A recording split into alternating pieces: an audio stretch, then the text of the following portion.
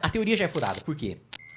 Qual que é a teoria do comunismo, né? Pra pegar o Marx. Aí a gente vai... Caralho. Aí a gente vai longe. É. A gente vai longe, né? Marx, ele defendia, né, o que a gente chama de materialismo histórico dialético. Isso. O que é o materialismo histórico dialético? Antes de qualquer coisa, materialismo. Então, o marxista, ele é, antes de tudo, materialista. Você fala, como assim, caralho? O cara é materialista? Ele quer comprar uma Ferrari? Não, não tem nada a ver com isso. Ele acredita que o que dita a sociedade existe em prol de uma relação material. O que define se eu tenho poder ou não é uma relação material. Não é se eu sou mais inteligente, não é se eu sou mais carismático, não é se eu sou um líder religioso, não é se eu tenho voto. O que dita o poder, a dinâmica de poder da história da humanidade, segundo Marx, são as relações materiais. Por isso que ele é um materialista. Então, como é que... E nesse ponto, desse ponto da revolução, das revoluções burguesas, eu concordo com Marx. Que ele diz o seguinte: por que a monarquia caiu? Por que a nobreza caiu? Por que caiu o feudalismo e surgiu o capitalismo? Porque a burguesia chegou num nível de... Voltando, né? O que é a burguesia? Plebeu, gente comum, que comercializava nas feiras e que ficou rico, sem ser herdeiro de terra e sem ser filho de nobre e de rei. Gente que enriqueceu sendo da plebe. Plebe. Isso. Por que essas pessoas ascenderam ao poder? Conseguiram tomar o poder dos nobres e dos reis? Porque eles ficaram ricos. Porque eles passaram a controlar mercenários, passaram a ter vários funcionários, Soldados, passaram a ter um poder em razão das relações materiais, em razão do dinheiro, passaram a ter um poder maior do que o dos nobres e dos reis. Perfeito. E nisso eu concordo com o Marx. E aí, o que o Marx dizia? Hoje, qual é a relação? Antes a relação era monarquia, nobreza, plebe. Tá. Qual que é a relação hoje? Hoje a relação é burguesia, proletariado. Quem detém os meios de produção... Hoje eu tô falando Revolução Industrial. Né? Na época dele. Eu tô falando século XIX. Tá. Burguesia, né? Proletariado. Burguês é aquele que detém os meios de produção. Quem tem a fábrica. Máquinas. Quem tem as máquinas que produzem. Proletário é aquele que só tem a sua própria força de trabalho para vender. A única coisa que o cara tem é a prole, né? Os filhos. Por isso que ele é proletariado. Ele só tem filho e mão de obra, né? Ele só pode vender o próprio trabalho. Qual que é a tese dele? O dia em que o proletariado tomar os meios, perceber que está sendo explorado economicamente e tomar os meios de produção, você tem um novo regime. Que é, primeiro... Uma nova dinâmica social. Como você teve do feudalismo para o capitalismo, sim. você tem do capitalismo para o comunismo. Só que tem a fase intermediária, que é o socialismo. O que é o socialismo? O socialismo é um período de ditadura do proletariado. É quando o proletariado ascende ao poder e acaba com as injustiças. Como? Revolução. Tiro. Ah, é? Marx era revolucionário. Ele defendia, tem que matar a burguesia. Caralho. Matar. Ele até... Tem uma frase famosa, não sei se é dele ou se é do Engels, ou se é do Lenin, que era, acho que é a injustiça, o capitalismo vai acabar quando o último banqueiro morrer nas tripas, morrer enforcado nas tripas, cara, do último... Tenta achar isso. Tem alguma coisa desse sentido, nas tripas do último burguês, alguma coisa assim. Ele era um revolucionário, ele defendia a luta armada, né? Ele defendia que o proletariado pegasse em armas, matasse a burguesia e tomasse para acabar com aquela injustiça, né? Ele não defendia, porque matasse, por quê? Porque ele era mau, que ele defendia homicídio. Não, porque ele acreditava que os fins justificavam os meios. Ele acreditava que aquela injustiça material causada pelo monopólio dos meios de produção, porque é mais do que o proletariado não ter meio de produção. É que só burguês tinha meio de produção. Ou seja, não tinha pra onde correr. Para eu sobreviver, para eu comer, eu precisava trabalhar para um burguês, para uma fábrica.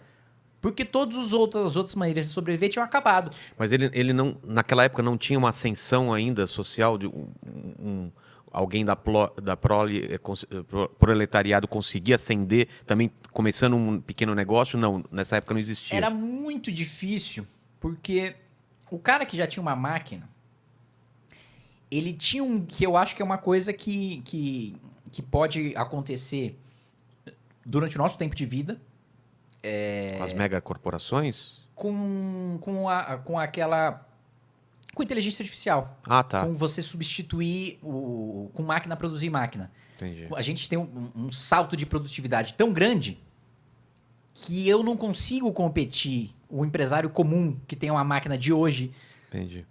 não consegue competir com o cara e você tem uma desigualdade muito grande. Então, E era o que tava. Aquela época devia estar passando isso. Era o que tava rolando. Revolução Industrial. Esses caras já tinham dinheiro, têm os meios de produção. E pra esse cara que chegar aqui não tem como, tem um cara. gap gigantesco. Só que também Ele percebeu isso. percebeu isso e falou: cada vez mais, o que o Marx acreditava, a produtividade vai aumentar. Ou seja, o rico vai ficar mais rico. E o pobre vai continuar pobre. E vai ficar cada vez mais miserável porque a produtividade aumentando nas mãos dos capitalistas, eles vão continuar mantendo o poder. E para enriquecer essa definição de materialismo, ele acreditava que tudo era justificado nas relações materiais. E quando eu digo tudo, é tudo mesmo.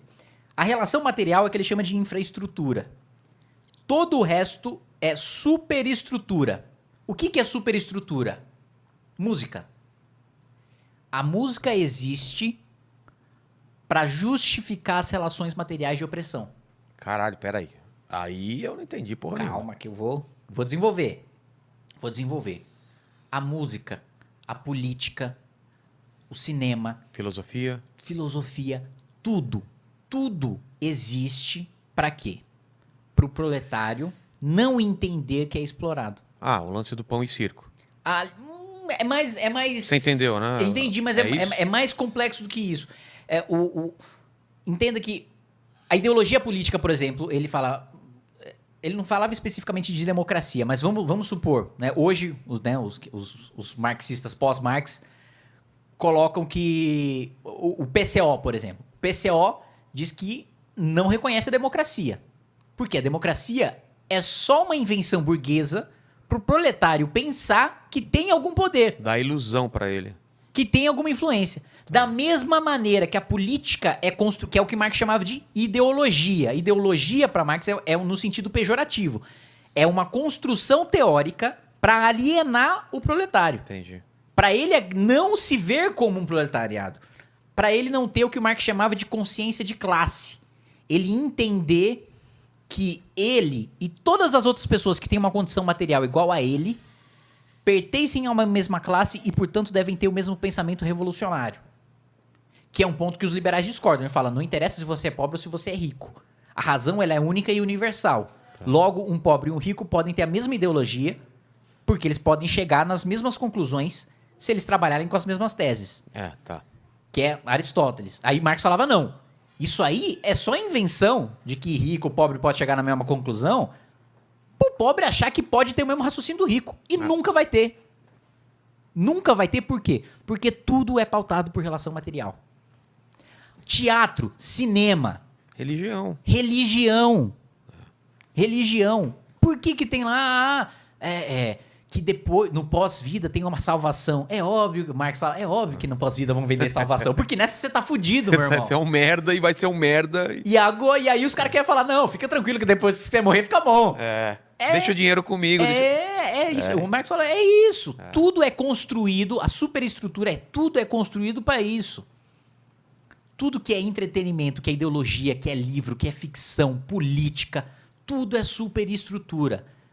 Tudo só existe para justificar essa relação material de opressão. No momento que essa relação material acabar, eu vivo um novo momento da humanidade em que vai surgir um novo pensamento, vai surgir uma nova maneira de se fazer política, vai surgir novas artes, vai surgir... Assim como o fim do feudalismo fez com que surgisse o iluminismo, né, um avanço da ciência, a democracia, a ciência política, novas maneiras de se pensar, a organização da sociedade, derrubar o capitalismo por meio dessa revolução do proletariado também vai fazer a mesma coisa que as revoluções burguesas fizeram com o feudalismo. Então, esse é o pensamento marxista, né, que é um dos principais influenciadores da esquerda. Agora, tem vários outros pensamentos. O Marx foi um dos caras que previu o acontecimento. Ele não chegou a viver, mas ele previu o acontecimento da Primeira Guerra Mundial, né, das tensões entre as nações levar, né, ao proletariado chegar em armas, a chegar a pegar em armas. Só que o que ele acreditava? Ele acreditava que no momento que o proletariado pegasse em armas, ele fosse fazer a revolução. E daí fosse passar para o socialismo, para a ditadura do proletariado. Só que o que aconteceu na Primeira Guerra Mundial? O proletariado pegou em armas para matar o proletariado de outros países. Ou seja, o Marx errou quando, nessa tese dele, de que é tudo condição material. E se a condição material mudar, muda todo o resto. Ele estava errado quando ele acreditava que e isso é uma conclusão dos próprios marxistas que vieram pós-Marx. Ele estava errado nessa conclusão dele de que a superestrutura é perfumaria e que o que realmente importa é a condição material.